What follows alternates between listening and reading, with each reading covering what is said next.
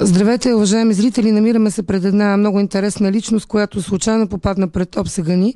Разговаряме с наследника на стария карловски род Бабикови, с господин Христо Гемеджиев.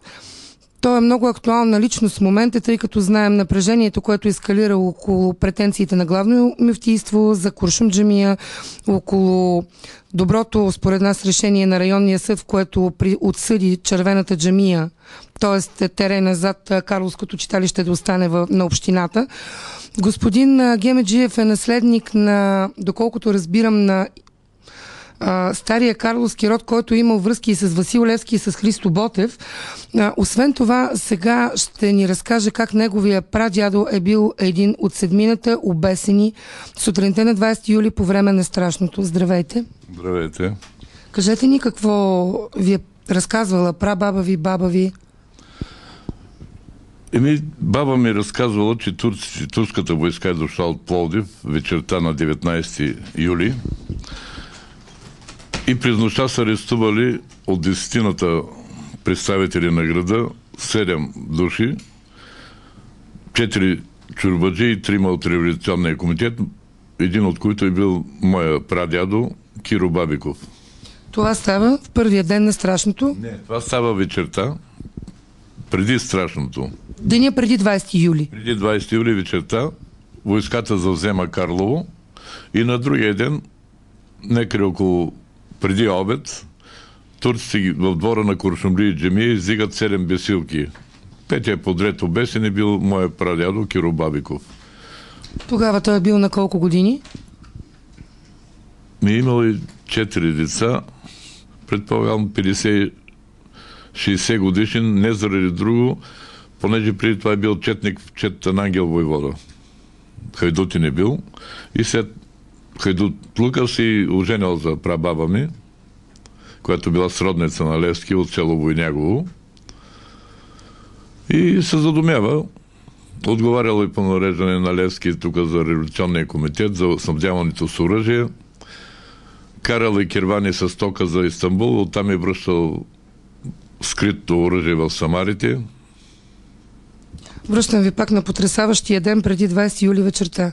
Идва войската от Пловдив на Баши Бозука. Да. И идва войската, пленяват и вкарат в конака 7 души от представителите на карловци и на другия ден, преди обед, започва страшното с тези 7 бесилки в двора на Куршумли джамия.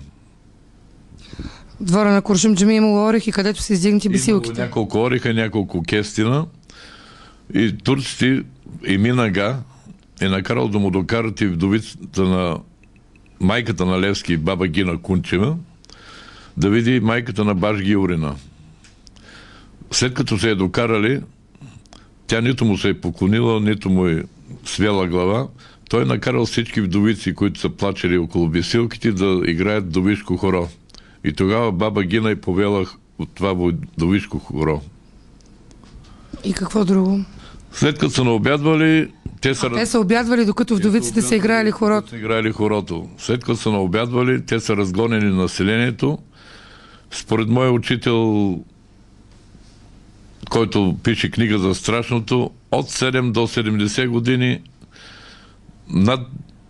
някои казват, че над 900 човека, професор Риричек е казал, че за няколко дни са обесени 897 имена и събрал той. От интелигенцията на Карлово?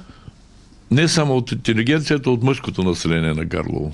И след това слизат по селата? И след това Баши Бозука е пръснат по селата, където от 7 до 70 години, според мой учител Кичев, масово са подложени бременни жени на клане, деца от 7 до 70 години на клане.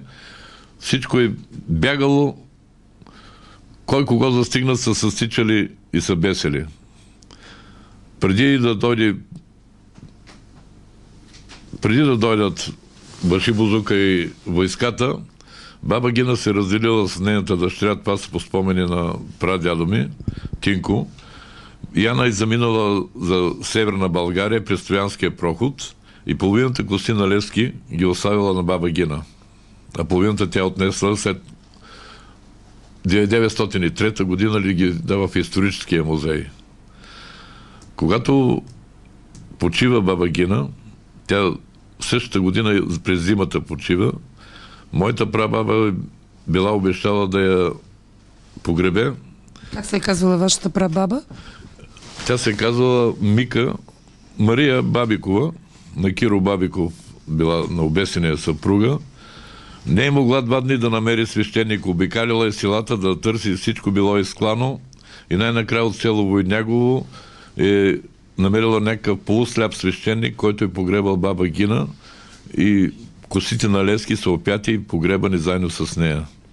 Минава години, никой не знае къде е гроба на баба Гина и случайно, мисля, че 54-та или 55-та година, когато се копае между музея и църквата за водопровода, намират гроба на баба Гина с косите на Левски и се сещат, че е тя и тогава преместват костите на баба Гина за църквата, където е сегашният ти гроб.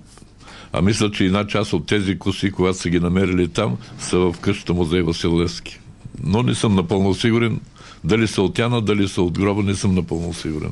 Да ви върна в нашето съвремие. Вие в момента живеете в Самоков. Живея в град Самоков. И казахте, че сте женен за наша българска етническа туркиня. Да, женен съм за туркина. Ожених се през възродителния процес 86-7 година. Запознахме се, аз малко съм поет, пиша стихотворение, бяхме разпределени от Софийската окръжна литературна група по време на възродителния процес да четем по военните бригади стихове. И там просто се запознах с жена ми. Нека да кажем името. Фанка Савова Гемеджиева. В тази връзка, тъй като разбирам, че вие сте патриот и родолюбец и коментирахме казуса с Куршум джамия, как реагира вашата съпруга на това, което се случва в родния ви град? И тя просто запазва неутралитет. Аз още когато се оженихме, съм е довел тук пред паметника, показал съм и името на дядо ми, който е записан на паметника на Левски. Реагира добре. Казва каквото искам това да правя. А вие как реагирате на това, което се случва в Карлово? Просто съм възмутен и не може там, където моите прабаби са играли в Довишко хоро, отново да се лее турска реч, да се възобнови джамията. Много съм против това.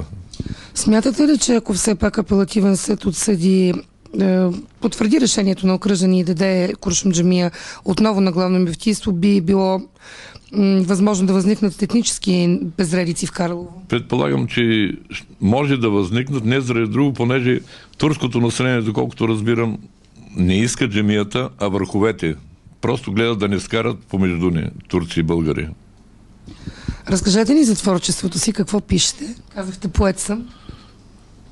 Издадох 3 млади поети 84-та година една книга "Жажда". Повечето стихотворения са за Карлово. Спечелил съм национален конкурс по случай 100 години от обесването на Левски, 3-то място. И това беше интересното, че тогава го спечелих с венчилото на Левски стихотворението, а бях дал 2 стихотворения и по случай страшното 900-те бесилки. Спечелих с бесилото на Левски стихотворението, те ми публикувах Карловска трибуна, другото стихотворение за бесилките. Може ли да ни кажете част от това стихотворение? Мога да ви кажа това за Левски, за венчилото, другото... За венчилото, да. Имам няколко варианта. Докато го обработих, първо писах за Вдовишкото хоро, после за бесилките и само за венчилото на Левски мога да ви кажа. Девойка е сяла конопа за бълчина риза. Девойка е плела въжето за люлка и грозди навярно е брала девойка за вино на сватба обречено. Сватба. На сватба събрали небето яда. Задумкали драните кожи опънати, запискали цигани скърпи на вяра и бури огромно далеко търкулнали там неде между небето и яда. А девойка е сяла конопа за булчина риза и девойка е плела въжето за люлка и грозди до тъмно е брала девойка за вино на свободата обречено. Столетие вие се свещено венчило.